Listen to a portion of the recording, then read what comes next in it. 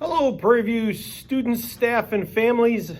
Hope you enjoyed me reading yesterday, The Snow Treasure. I'm going to read another chapter. So yesterday I was reading from, if you guessed correctly, it was Mrs. Fox's room.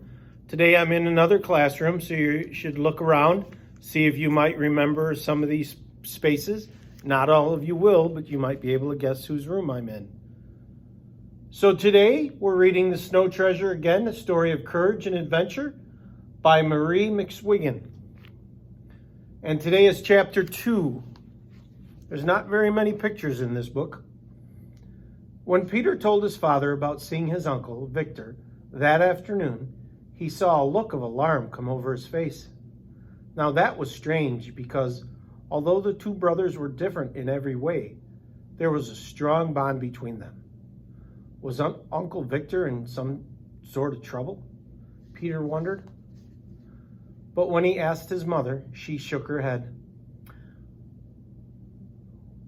Well, why did Father go out? He asked.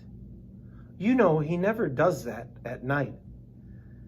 He says he's tired after a day at the bank and he likes to stay home. Yes, I know, said his mother, replied. And he's busier than ever right now, and so must be very tired. A treasury official has been here from Oslo, and your father has had to work very hard. He's worried. Is it because we're going to be poor? Lovicia asked. Is there something wrong with the bank? For Lovicia and Peter had always lived in horror of something wrong with the bank. Not that I know of, Lovicia, her mother answered. The bank has more gold than ever. Well, then why is Father worried? He used to play a lot with Bunny, Peter referred to his 4-year-old brother. Now he hardly even notices him. Is it about the war? He asked as an afterthought. About the Nazis taking Poland? For even up in the Arctic Circle, the disturbance of that year could not be overlooked. Yes, Peter, it has something to do with that. But don't worry. Your father's a capable man. Everything he gets his hands on turns out all right. Peter was awakened out of a sound sleep that night. To his room came the tramp of heavy boots. Then bang, bang, bang. Boots kicked the outside wall to shake the snow off. There was more banging of the storm doors and the house door as well. Then came voices. He wondered what could be the matter. He got up to see. It was unlike anything he could remember to have people coming into the house late at night. His father was speaking when Peter got to the door of the living room. He was bent over the hearth, raking the embers of the dying fire. Per Garson, the old houseman, shuffled in and took the fire irons away from him. They'll never get our gold, his father turned to face the men he had brought home with him. His voice was low and hoarse. Not an ounce of it will they touch. Of that I am determined. How much does it amount to, now that the last shipment is here? John Olson, the clockmaker, asked. It's bullion, of course, Mr. Lundstrom said, and it's more than 13 tons. And Peter was banker's son, enough to know that bullion is the gold before it is made into money. 13 tons? Michael Berg's father exclaimed. Why, that would be 30 million kroners. More, his father replied. It's near 40 million. Phew, came a whistle, and Peter saw his Uncle Victor. That's around $9 million in the United States. Uncle Victor had spent much time in America. He and Peter's father had a brother in Minnesota, and Victor had visited there. More often than not, he spoke of dollars rather than of the Norwegian coin, the kroon. Peter made a move into the room, and it was then that they saw him. "Peter," his father spoke harshly, "go back to bed and close the door." "Wait a minute, Lars," Uncle Victor added, addressed his older brother. "Peter's nearly 13. It's Peter and the ones his age who could save our gold. I see it now. Why didn't we think of it before?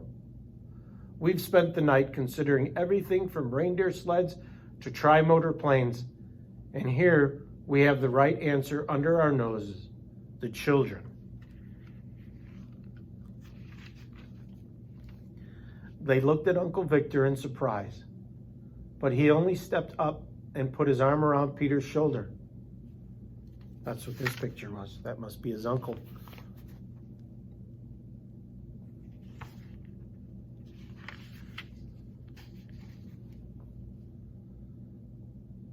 "This is no boy's game," his father spoke less sharply, and when he looked at Peter, there was sadness in his eyes. "Go to bed, son." His voice was kind. "Wait, Lars. Let me talk to Peter. When he goes to bed, I'll show you how he's going to save our bullion." He drew Peter toward the fire and threw a coat over his pajamas. How many children in Rooswick School, Peter? 40? There are nearly 50, Uncle Victor. How many do you suppose are over 10? "Oh, gee whiz, Uncle Victor, I don't know. Maybe half. You mean girls too?" "Of course I mean girls too," he spoke hurriedly. "Now, Peter, when I was a boy, we thought nothing of a sled trip to the Snake. It was 9 miles, but we were young and tough, not soft like you. We thought nothing of a trip like that." "We go to the Snake too," Peter retorted, glaring. He never knew when Uncle Victor was teasing him. "Of course you wouldn't start at Ryswick. There'd be 2 or 3 miles before you started. That makes maybe 20 miles. Think you could do it, or would you be crying for Mama all the time?" "Uncle Victor, I don't know what you're talking about, but I know that Michael and I and lots of others have been on sled trips that lasted a week, and we didn't cry for our mamas either." "You'll do, boy. You're all right. But there's another part, and that's the dangerous part." "Victor, for all the gold in Norway, I wouldn't have my son in danger," Mr. Lindstrom cut in. "Peter wants a chance to help his country, too, don't you, fella?" Peter nodded. He wouldn't trust his voice.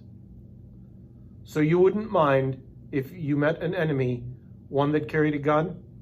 Peter was breathless, his eyes bright. This was the way Uncle Victor lived. There was excitement wherever he was. "And you wouldn't tell, would you, Peter? They could pull your tongue out, and you'd never say a word that would hurt your country." "Victor," Mr. Lindstrom protested, "enough of this. I know what you mean, and it may be our only chance, but don't go on frightening Peter." "You're all right, youngster. You'll do." Uncle Victor gave Peter a terrible thump on the back. End of chapter 2. We'll do chapter 3 another day. Hope you enjoyed that chapter. And try and figure out whose room I'm in.